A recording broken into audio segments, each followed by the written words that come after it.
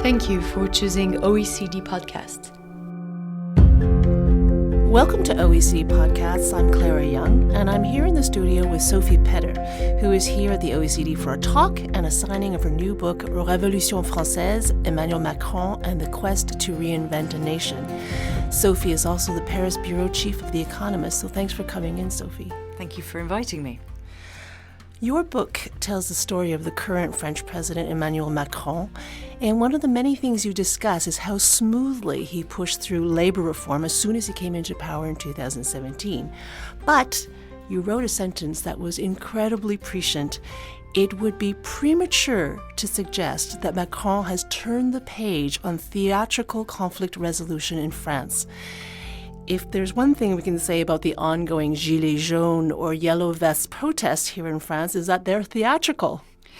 Yes, I think, we've seen scenes that are both of incredible violence and scenes that have been much more encouraging. It's been the peaceful protesters right at the beginning who came out and took part in demonstrations because they genuinely felt that they had a case to make, and this was against the eco-tax. But we've subsequently... The eco-tax, the fuel tax. An eco-tax on fuel, exactly. Mm-hmm. And subsequently we've seen that evolve in various directions, one of them in a very violent direction. So I think, theatrical may not be the word that one would really choose now. The violence has become very hardcore, in some cases orchestrated, in some cases the work of really kind of ultra violent minorities. So I think you have to be quite careful about the way in which you would use that word. But it's certainly been very dramatic, and I think that the scale of the violence, of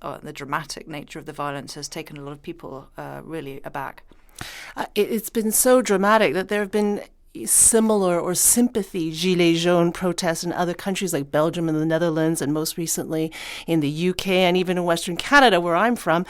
Does that mean that the Gilets Jaunes is not only a French phenomenon?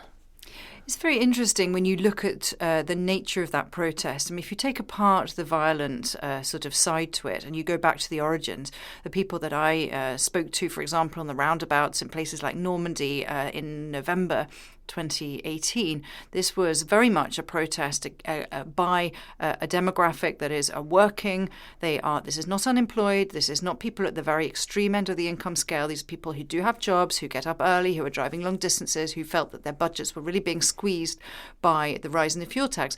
And that sort of demographic is exactly the same one, I would say, that is behind, for example, some of the vote for Brexit in the UK. They're probably some of Trump's supporters in parts of the Rust Belt in the US. These are people who feel that they have been squeezed by globalization, not necessarily put out of their jobs, but fearful about that might happen in the future, and a feeling that, they are finding it very difficult to make ends meet and that they don't really have any prospects for improving that situation. So I think in that respect, there are some very clear structural similarities with other countries. There's also something that comes up again and again with the protesters is the notion of physical isolation. And in chapter 8 of your book, which you called Fractured France, you begin with a quote from the French demographer Hervé Lebras. He says, "The further you live from an SNCF train station, the more likely you are to vote National Front, which is France's long-running far-right political party." This description of the National Front fits the description of people who need their cars, who engage in these protests. I think that what the Gilets Jaunes, where they come from, and in a sort of geographic sense, are those regions. They're not just the regions that have been hit and sort of battered by deindustrialization, although that is part of the story.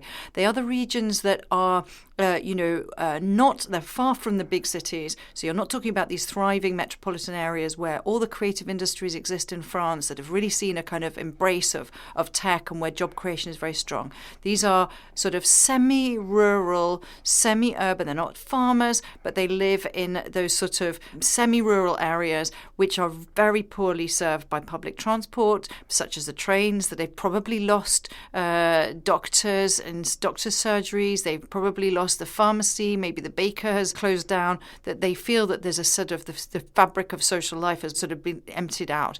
And that's why they're dependent on cars. These are not people who depend on public transport. They depend on cars because they have to. And that is exactly this demographic that Gilets Jaunes come from. Who they support is another question, and it's been quite difficult to get a sense of that because you're having to go and conduct polls among Gilets Jaunes, which not very many studies have been done of that. But it seems to be that if they support anyone, they are supporting first of all the extremes, but most of all the extreme right in France. So Marine Le Pen is most likely to be the political beneficiary among established politicians. Marine Le Pen, who is the leader of the National Front. Besides this feeling of abandonment that we hear, is also the feeling of being ignored by the elite. The government has kicked off a series of town hall debates throughout France that will last a few months. What can you tell us about this? Well, I see this, as primarily a political response to the Gilets Jaunes protests. I mean, it's interesting because if you think back to Emmanuel Macron when he set up En Marche, his political party, back in 2016, only a year before he was elected president, he set it up from nothing.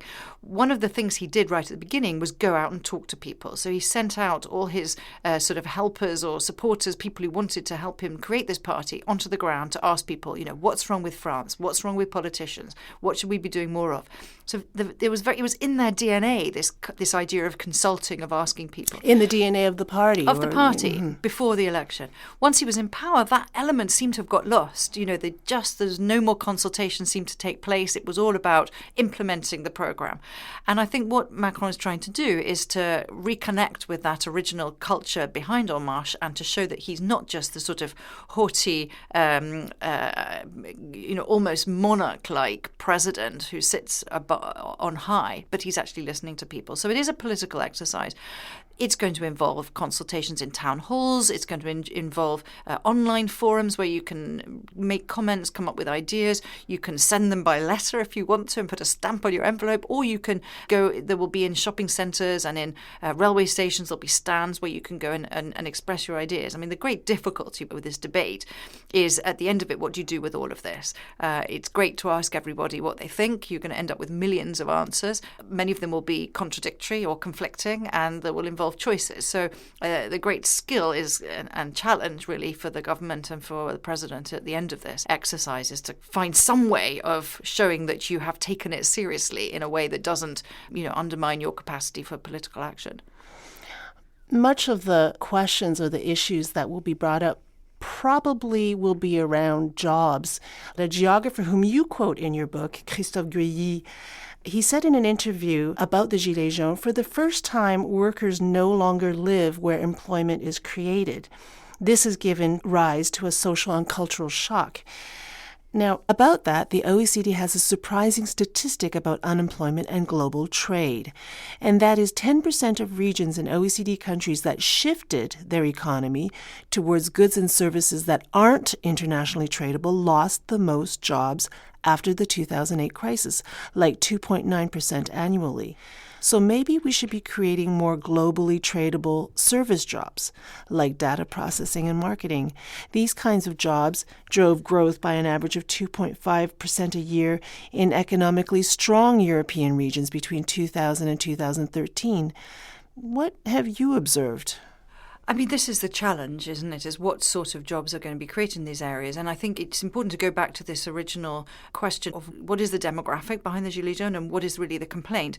In a lot of cases, most cases, these people are working. They aren't those who've lost their jobs. They're not necessarily those. They feel that they are doing everything right, as it were. They are working. They're getting up early. They're driving their cars to work and they're doing everything they can. But at the end of the day, they aren't receiving much in the way of benefits and that they feel that they are being taxed more than those on higher incomes. At least they're feeling more squeezed. So in a way, I'm not sure that it's even about just creating jobs or creating jobs, closer to home. It's also about giving these particular population a sense that things can improve.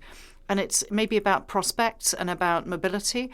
And again, it's interesting to go back to Emmanuel Macron's original political philosophy and where he was coming from, because he's so often caricatured, I think, as sort of president of the rich who's only interested in business and corporate profits and the 1%. But his underlying kind of political philosophy is very much anchored on the social democratic centre-left, and it's about investing in people to improve social mobility and try and invest in education, in training, in apprenticeships. And I think he got the analysis absolutely right. He doesn't seem yet to have found a way of putting that into policy, at least that delivers those results. So I'm not sure that it's about necessarily creating jobs as much as creating the conditions in which people can themselves, see a real chance that their lives will improve or that the next generation will improve. One improvement for people who live in remote areas would be to have cell phone access. You mentioned in your book that the French government has pressured mobile operators to extend their 4G networks to remote areas. Has that happened?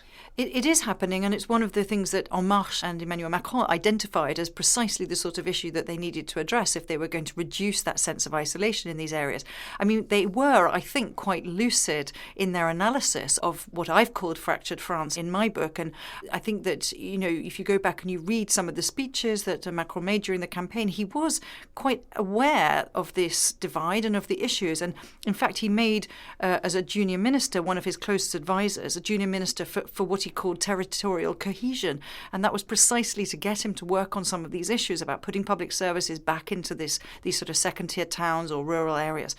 So I think they have tried to do some of the things that they needed to do, but it's the like what, for example? Well, making sure that you have doctors who are assigned to, some of the doctors in France have the right to set themselves up wherever they want. It's not a sort of a centralized system. So if you don't want to live and work as a doctor in a rural area, you don't have any doctors. So it's working on those sorts of things to make sure that there are actually rural clinics which are accessible. 4G networks is another one, making sure that mobile networks work so that people don't feel cut off.